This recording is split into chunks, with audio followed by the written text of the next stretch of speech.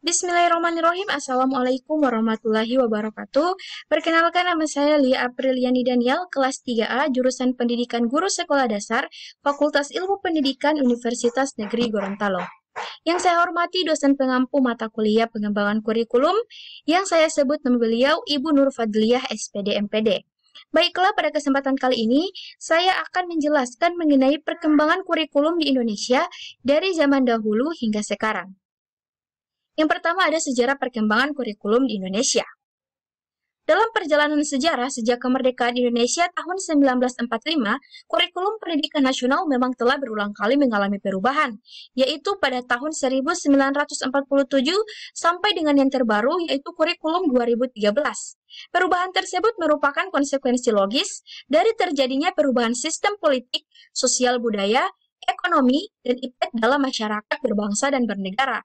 Sebab, kurikulum sebagai seperangkat rencana pendidikan perlu dikembangkan secara dinamis sesuai dengan tuntutan dan perubahan yang terjadi di masyarakat.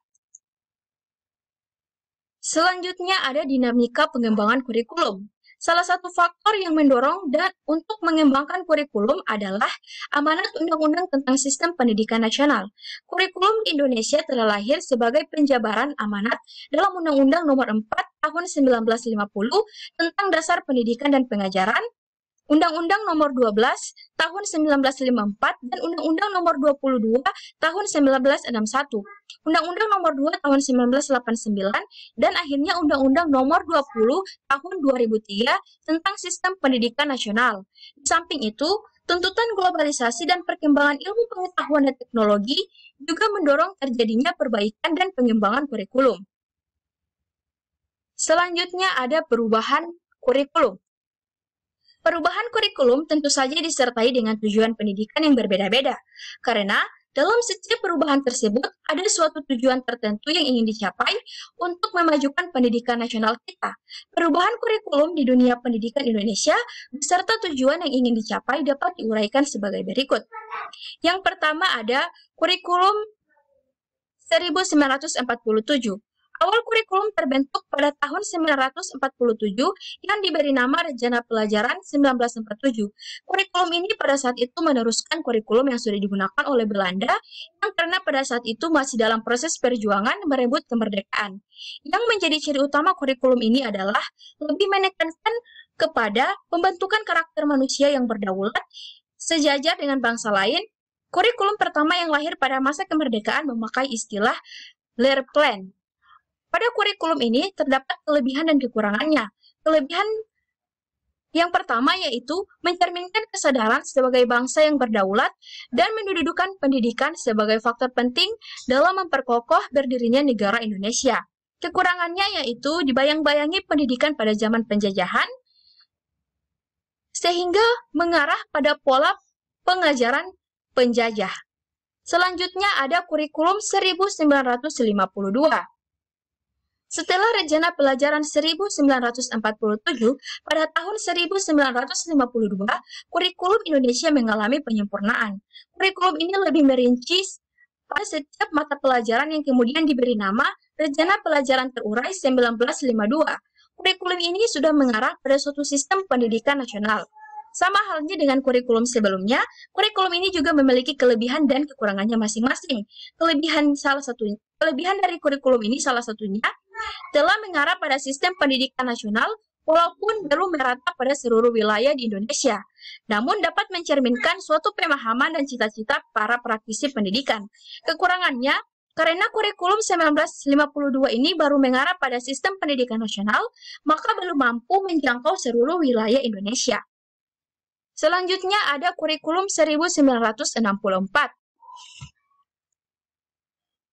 Setelah tahun 1952 menjelang tahun 1964, pemerintah kembali menyempurnakan sistem kurikulum di Indonesia. Kali ini diberi nama Rencana Pendidikan 1964. Pokok pikiran kurikulum 1964 menjadi ciri dari kurikulum ini adalah pemerintah mempunyai keinginan agar rakyat mendapat pengetahuan akademik untuk pembekalan pada jenjang SD, sehingga pembelajaran dipusatkan pada program Pancawardhana, yaitu pengembangan moral, kecerdasan, emosional, artistik, kepribadian atau keterampilan, dan jasmani. Kurikulum ini juga memiliki beberapa kelebihan dan kekurangan. Salah satu kelebihannya yaitu sudah mengembangkan ranah kognitif, afektif, dan psikomotor. Sedangkan kekurangannya, kurikulum ini dipergunakan hanya pada tingkat sekolah dasar saja dan belum mencakup sekolah lanjutan dan perguruan tinggi. Selanjutnya ada kurikulum 1968.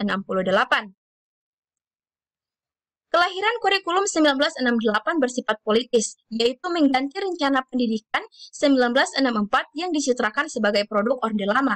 Dari segi tujuan pendidikan, kurikulum 1968 bertujuan bahwa pendidikan ditekankan pada upaya untuk membentuk manusia Pancasila sejati, kuat, sehat jasmani, mempertinggi kecerdasan dan keterampilan, moral, budi pekerti, dan keyakinan beragama.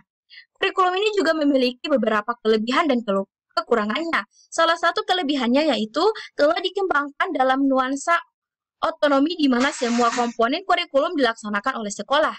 Sedangkan kekurangannya, walaupun sudah pembelajaran keterampilan, namun pada prakteknya kurikulum ini masih kurang memperhatikan pembelajaran praktek. Selanjutnya ada kurikulum 1975.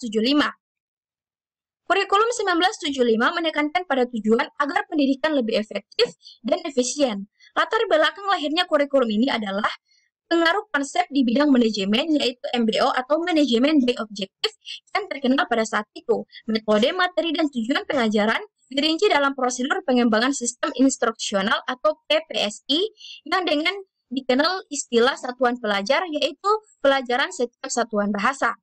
Kurikulum ini juga memiliki kelebihan dan kekurangannya masing-masing. Kelebihan yang pertama yaitu berorientasi pada tujuan dan mengarah pada pembentukan tingkah laku siswa. Sedangkan kekurangannya, terdapat ketidaksetaraan antara materi kurikulum berbagai bidang studi dengan kemampuan anak didik. Selanjutnya ada kurikulum 1984. Kurikulum ini mengusung proses skill approach meskipun mengutamakan pendekatan proses, tapi faktor tujuan tetap penting. Kurikulum ini sering disebut dengan kurikulum 1975 yang disempurnakan.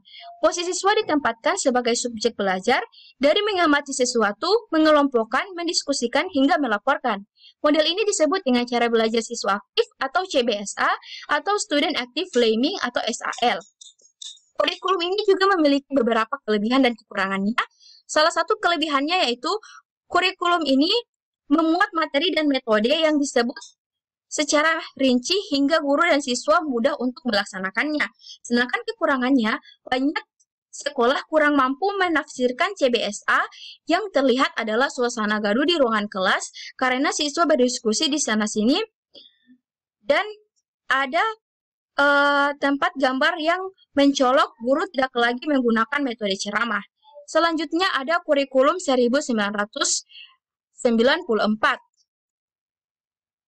Kurikulum 1994 merupakan hasil upaya untuk memadukan kurikulum yang sebelumnya, terutama kurikulum 1975 dan 1984. Sayangnya perpaduan antara tujuan dan proses belum berhasil, sehingga banyaknya kritik berdatangan yang disebabkan oleh beban belajar siswa dinilai terlalu berat. Kurikulum ini juga memiliki kelebihannya tersendiri dan juga kekurangannya. Kelebihannya yaitu kurikulum berstandar nasional dan memberikan ruang untuk pengembangan potensi wilayah. Sedangkan kekurangannya, kritik ini bertebaran lantaran beban belajar siswa dinilai terlalu berat. Selanjutnya ada kurikulum 2004. Sebagai pengganti kurikulum 1994 adalah kurikulum 2004 yang disebut dengan kurikulum berbasis komputer atau KBK. KBK memiliki ciri sebagai berikut, yaitu menekankan pada ketercapaian kompetensi berorientasi pada hasil belajar atau learning outcomes dan keberagaman penyampaian dalam pembelajaran. Menggunakan pendekatan dan metode bervariasi. Sumber belajar bukan hanya dari guru, tapi juga sumber belajar lainnya yang memenuhi unsur edukatif. Kurikulum ini juga memiliki kelebihan dan kekurangan sama halnya dengan kurikulum sebelumnya.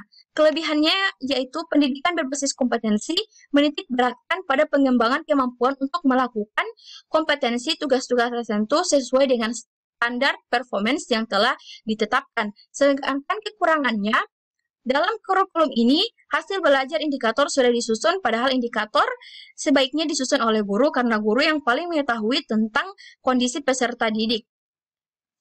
Kemudian ada kurikulum 2006. Kurikulum 2006 dikenal dengan sebutan Kurikulum Tingkat Satuan Pendidikan atau KTSP. Pada kurikulum ini, pemerintah pusat menetapkan standar kompetensi dan kompetensi dasar, sedangkan sekolah dalam hal ini guru dituntut untuk mampu mengembangkan dalam bentuk silabus dan penilaiannya sesuai dengan kondisi sekolah dan daerahnya. Pada kurikulum ini juga memiliki kelebihan dan kekurangan.